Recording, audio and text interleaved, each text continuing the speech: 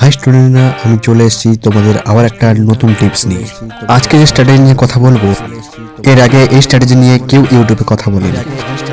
এই স্ট্র্যাটেজি নিয়ে কাজ করলে পাস তো পাস 100%, 50% নাম্বার কখনো যাবে না। 50 নাম্বার সবসময় থাকবে। তো 50% নাম্বার তুমি অলরেডি পেয়ে যাবে এই টিপস যদি তুমি পালন করো। এটা কিন্তু আমার কথা না, এটা কিন্তু যে কেন্দ্র সরকারের যে স্যারদের কাছে যে একটা নোটিশ পাঠানো হয়, ওই নোটিশে কিন্তু এটা লেখা থাকে যে কি কি করলে বা কি কি করে থাকলে তাকে নাম্বার দিতে হবে। স্যার কিন্তু কোনো মতে একটা স্টুডেন্ট যদি কোনো একটা অঙ্ক কষে থাকে বা করতে করতে কোনো জায়গায় থেমে যায়, স্যার কিন্তু পুরোটা কেটে জিরো বসাতে পারবেন না। ওখানে কিন্তু এক বা হাফ নাম্বার বা 2 পর্যন্ত भी দেওয়া যায়। তো চলো দেখে নেওয়া যাক সেখানে কি কি আমরা করব আর কি করব না।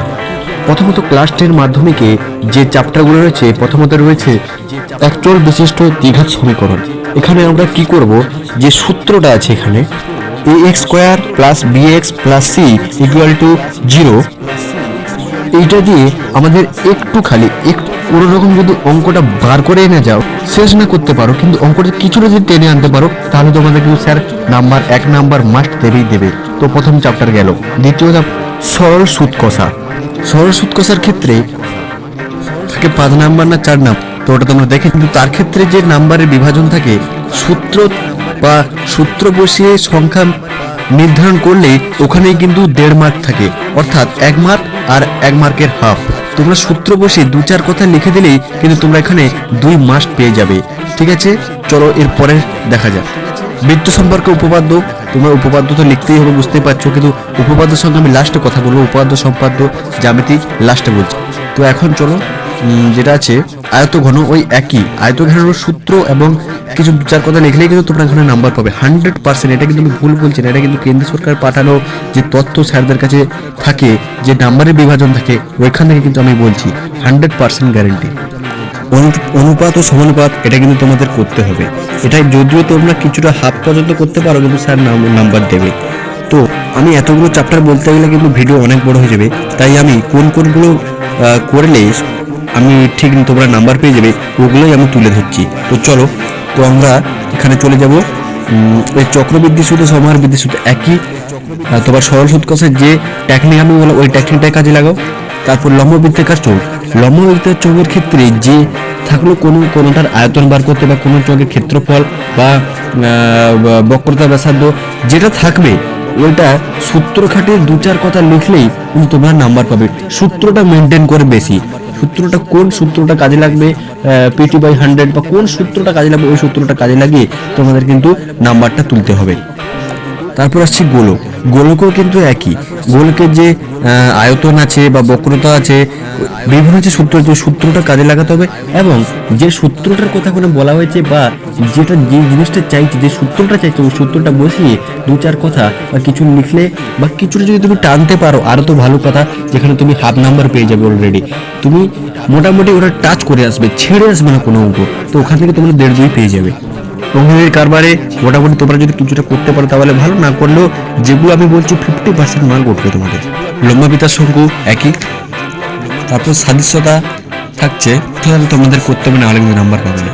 এরপর আমি আসছি সম্পাদ্য এবং উপপাদ্য।